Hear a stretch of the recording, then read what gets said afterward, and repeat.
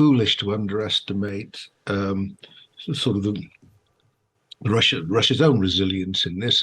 Putin is convincing the Russian people that this is an existential fight, that their civilization is at stake.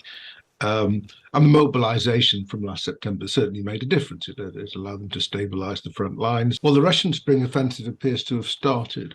It started at the end of January, and so far has not been very successful. That's not to say they won't have some advances. I think a lot of people would expect that Ukraine will find it very hard to continue to hold on to the city of Bakhmut, which has been the sort of the latest in this series of Mariupol and Severodonetsk, and now Bakhmut, where the Ukrainians defend for months and impose an enormous cost on the Russians until it's time to leave what is by this time a rather battered and depopulated city. So that may happen.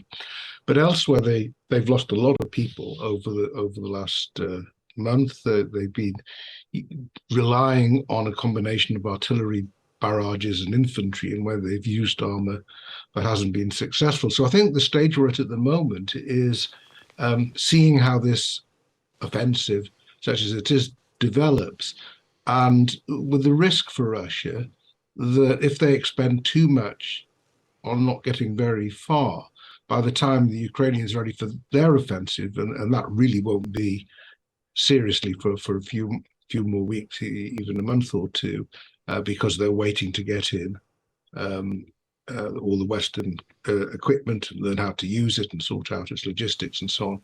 But by that time, Russia may have weakened itself further. I think that's, if you like, the most optimistic assessment from a Ukrainian perspective.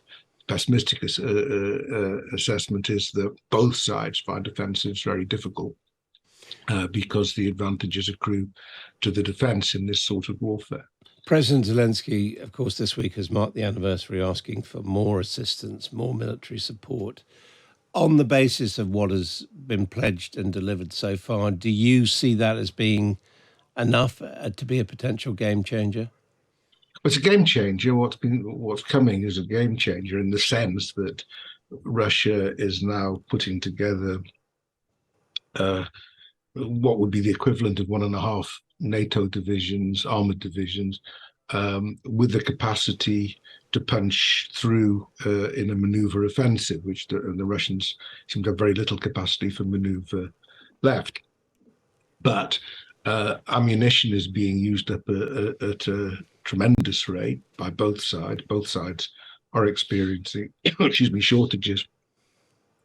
And there's a real, I think, there's sort of a variety of needs that the Ukrainians have, which just keeping the supply of artillery shells and basic kit coming in is as important to some extent as the bigger stuff.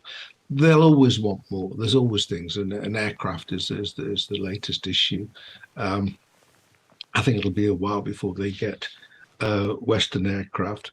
But when you think about the things they were asking for a year ago and what they're getting now, you can just see how much West has accepted that they're committed to the Ukrainian military effort.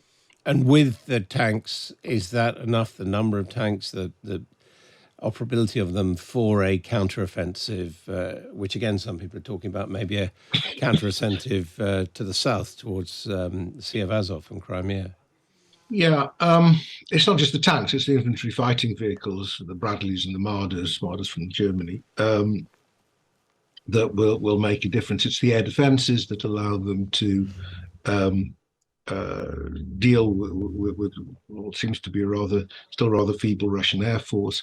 It's the drones and their links with the communication satellites, which enable them to pinpoint Russian units for their long-range artillery, which is pretty accurate.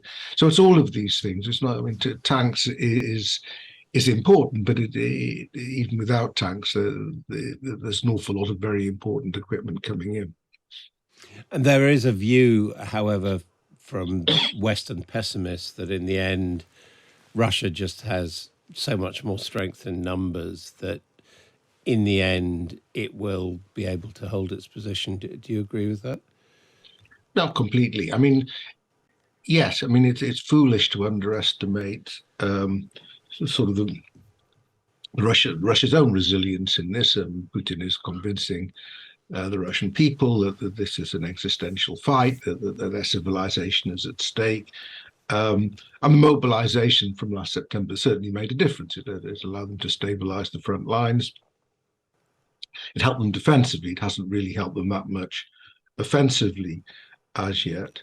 But Ukraine has pushed back the Russians in two phases of this war quite significantly away from Kyiv in March and out of Kharkiv in September, and then much of Kherson then, and was able to retake Kherson city in November. So it's not as if the Ukrainians have got no experience of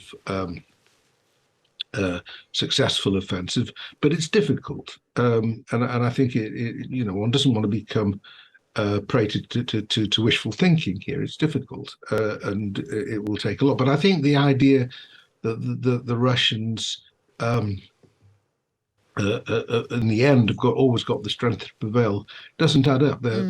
They've used up an awful lot of their best kit, a lot of their best people. There's evident problems in morale and motivation, in supply. So I find it difficult to see how the Russians can just keep on taking these hits and it not affecting their ability to continue the war.